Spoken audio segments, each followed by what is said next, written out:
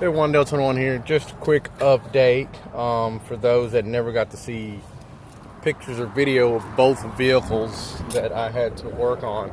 I'm uploading a video on explaining that. I gotta get headlights for that. But pretty much, this car, the gray Impala, that is my mom's car.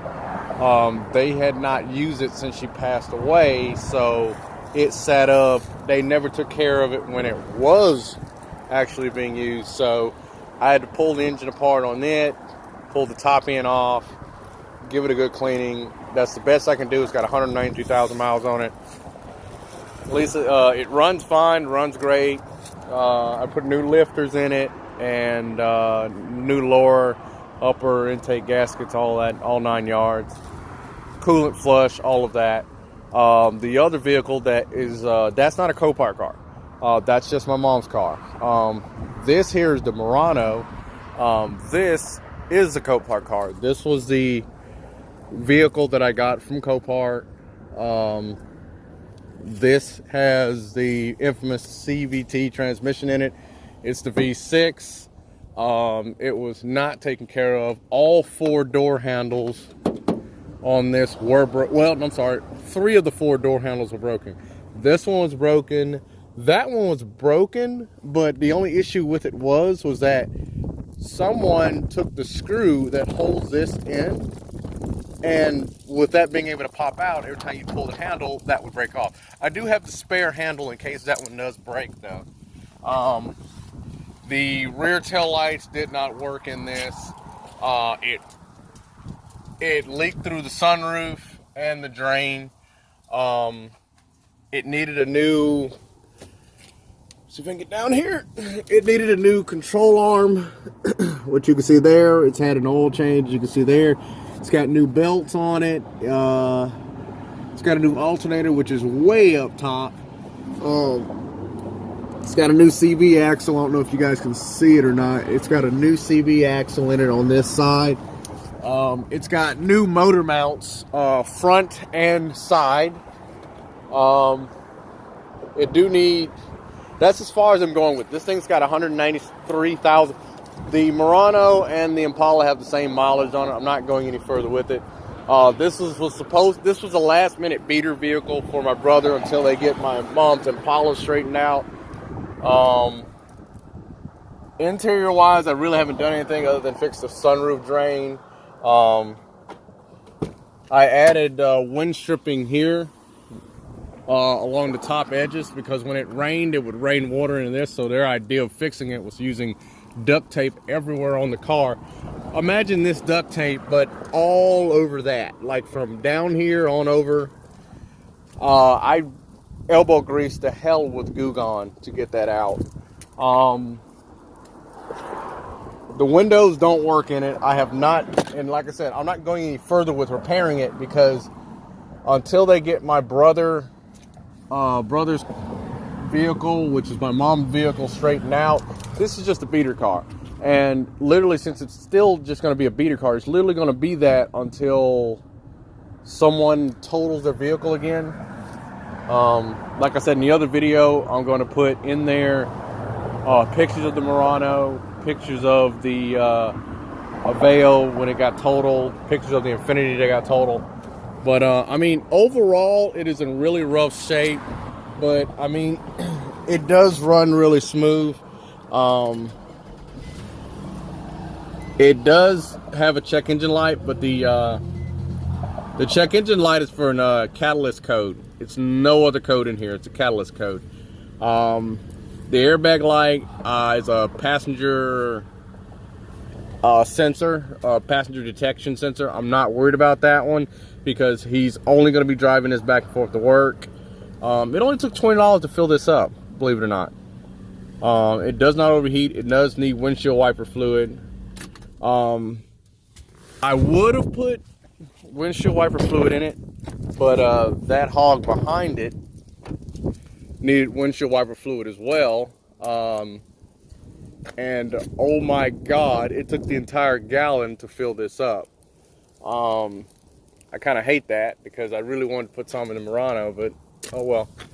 Um, the only thing I've really done to the Ram since the last update was finish up the wiring with the modules for this, and these here now are running lights with signal lights instead of just signal lights. And now here's the thing: if you have an ST, you can get your truck programmed. You can get your truck programmed to actually work with these. However, with my situation, my local dealership marked my vehicle as unrepairable or somewhat of that. So they will not work on my truck. They said they'll do the recalls, and I told them flat out, I don't want them touching my truck at all. If they were going to do that, they had no right to. Now here's the thing. They voided my warranty on the Ram after I took it there the second time. Keep in mind, they did no service work on my truck. There was no service work. They were only doing it wasn't really a diagnostics. All it was just telling me is what electronics on the truck were not reading. That's all they were supposed to be doing. They went in there and told me that only module that's not being read is the control module for the ignition switch behind the seat. They said then that they can't read that. They don't know if it's the harness or the module, which I already knew was the module because I already bought it and I was trying to make sure. After I went back there for them to program the truck, they would not program my truck because they said that my warranty was voided. It was not voided when I first took it up there. It was voided by them when I took it up there the first time to just get a diagnosis, which I had to pay out of pocket for, so there shouldn't have been any reason for them to do that. Well, they said when they took it back the second time was they will not program my truck unless they replace the dash harness and body harness themselves for $2,500. So after that, I bought my own subscription to be able to program my truck, program the body control module, program the computer, program the ABS module, program the radio, program the cluster. I had to go and do that all myself. If you do have your warranty, now you can still go up there and get your stuff done, even if you have a voided warranty. But since they did me dirty like that, I will not let them touch my truck. I will not even let them touch my truck for recalls. Primarily reason because not only because they did that, it's also because every single time I took my truck to that dealership, I would take it up there in a functioning condition to where they would have to program it. And when I would take it back to them, when I would come get it, they couldn't program it and the truck was just as dead as I got it from Copart. So I will not let them touch anything on my truck because of that. But you can get your sales code changed and actually get these to work with your door module that's inside of it. I'm not letting them touch my truck, and you have to go to the dealership to get your sales code changed. So all of my door mirrors are wired directly. Here's the thing about it. The door mirrors are not wired into the factory wiring harness, technically. The door mirrors are wired right here, that for the wire that goes underneath my truck, that goes to the back tail light for the trailer hitch. They're wired into this here, my trailer hitch module underneath, which goes to that. And since it goes to that, here's the thing. Now, you cannot get this to work unless you have it wired to that. On my truck, if I get on the brakes, these work. The amber lights come on in the front when I hit the brakes. They do not stay on when I hit the brakes. When I turn the signal on. If I hit the brakes, the lights come on. The signal lights come on. These flash on and off. If for any reason, like let's say I have my daytime lights on and they're running and I get on the brakes, these lights will be dim. And when I get the brakes on, they go bright. When I turn the signal on, they go bright because these are now running lights because of the modules that I installed in order for them to do that. They work pretty well. During the day, LEDs don't really do too well. But they do the job. These are mostly for night anyway. I don't know if you can even see that, but these are mostly for nights anyway. Because during the day, that colored lens, that white smoked lens, pretty much does the job as a marker anyway. So that does its job.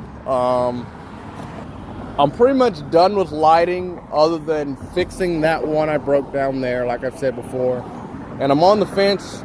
You can get a rear bumper for these trucks that have lights inside of them. You can do that. The issue with it is I like that gunmetal gray bumper. I like that color. That is not a something you can get painted and you not have any chipping problems. Because where I am and where I drive, that'll just come off. So I'm thinking about doing the drill ends and putting in flush mount lights that have an amber strip in the middle, to where I can wire the amber strips into signal lights and have the backup lights tied into the floodlights. That's the goal. But other than that, lighting is pretty much done for that truck. So anyway, well, that's the update. And again, the Murano and the Ram are Copart cars, and the Impala is my mom's car. So, and the Impala, I'm still on the fence on whether or not I want to replace that or not. If I win the car from Copart that I bid it on, I'll get that, and I'll just get rid of the Impala, maybe. I don't know. But the reason I'm saying that is because there's so many Impalas on the road. I'm really getting sick and tired of seeing Impalas. So I may end up keeping it and just replacing it. So who knows? Peace.